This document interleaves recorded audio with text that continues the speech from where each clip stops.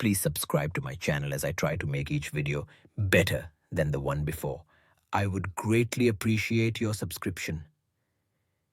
Beneath the jagged skyline of the Bernese Alps lies a wall of stone that has long whispered warnings of peril and despair. In 1936, 4 men dared to confront the Eiger's North Face, a wall so steep and treacherous it seemed almost a living entity, indifferent to human ambition. What began as a quest for triumph soon unraveled into a grim tale etched in ice and blood, where hope faded as swiftly as the fading daylight. Their struggle against the relentless cold, rockfall, and an unforgiving mountain remains a haunting testament to the thin line between courage and catastrophe. The Eiger North Face, often called the Mordwand or Murder Wall, stands over 1,100 meters tall, a nearly vertical expanse of rock, ice, and scree that towers above the valleys below.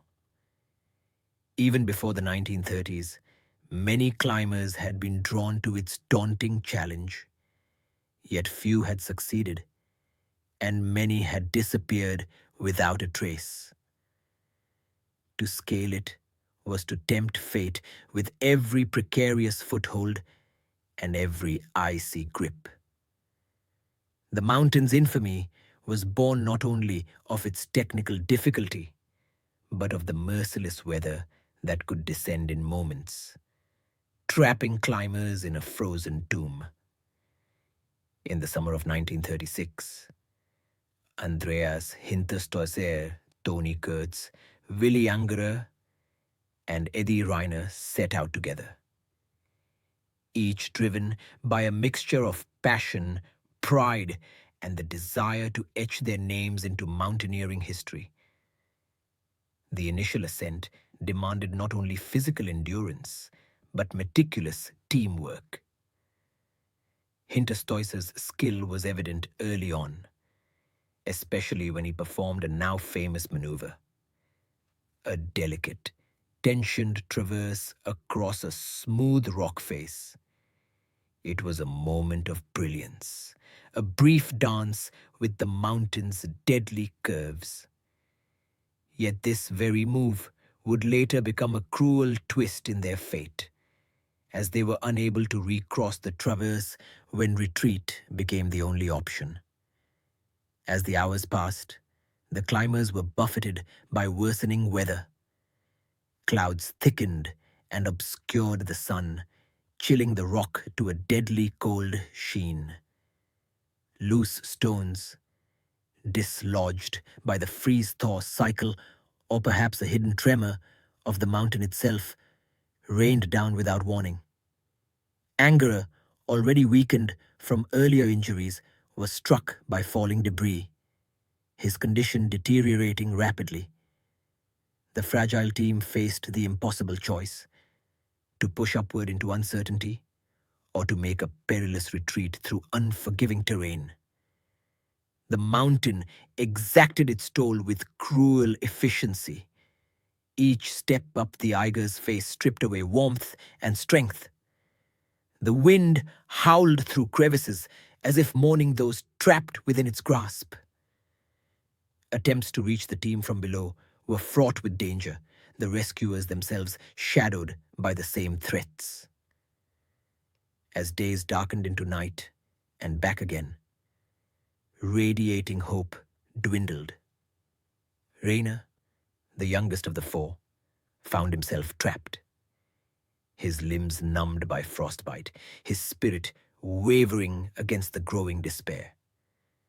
The final moments of the tragedy unfolded with chilling intensity.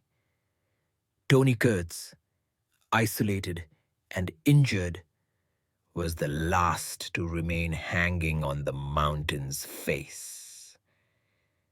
Rescuers rigged a complex and precarious system of ropes to reach him, but even this lifeline was not enough.